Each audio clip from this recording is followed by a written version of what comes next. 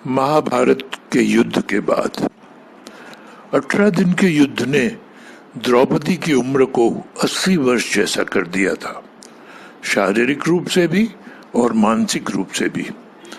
शहर में चारों तरफ विधवाओं का बाहुल्य था। पुरुष इक्का दुक्का ही दिखा पड़ता था।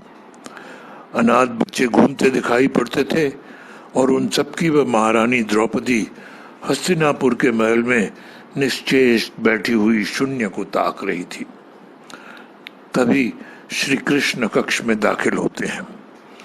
द्रौपदी कृष्ण को देखते ही दौड़कर उनसे लिपट जाती है। कृष्ण उसके सर को सहलाते रहते हैं और रोने देते हैं।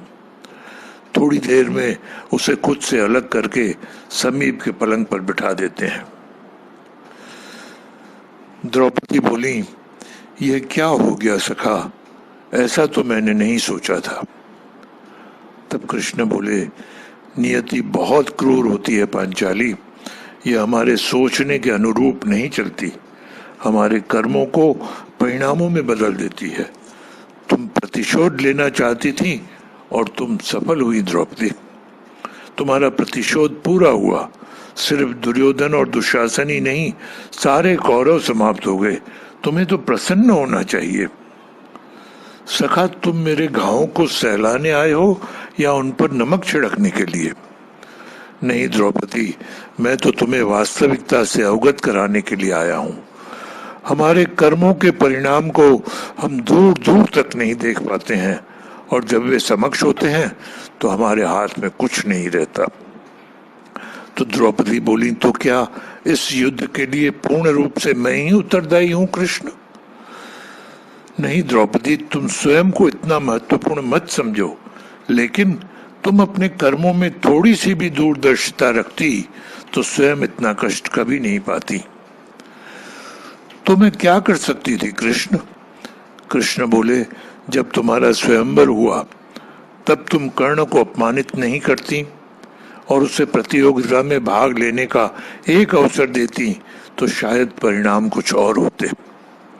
इसके बाद जब कुंती ने तुम्हें 5 पतियों की पत्नी बनने का आदेश दिया तब तुम उसे स्वीकार नहीं करती तो भी परिणाम कुछ और होते। और उसके बाद तुमने अपने महल में दुर्योधन को अपमानित किया, वह भी नहीं करती तो तुम्हारा चीर हरण नहीं होता, तब भी शायद परिस्थितियां कुछ और होती। हमारे शब्द भी हमारे कर्म होते हैं द्रौपदी, और हमें अपने हर शब्द को बोलने से पहले तोलना बहुत जरूरी होता है, अन्यथा उसके दुष्परिणाम स्वयं को ही नहीं अपने पूरे परिवेश को दुखी करते रहते हैं।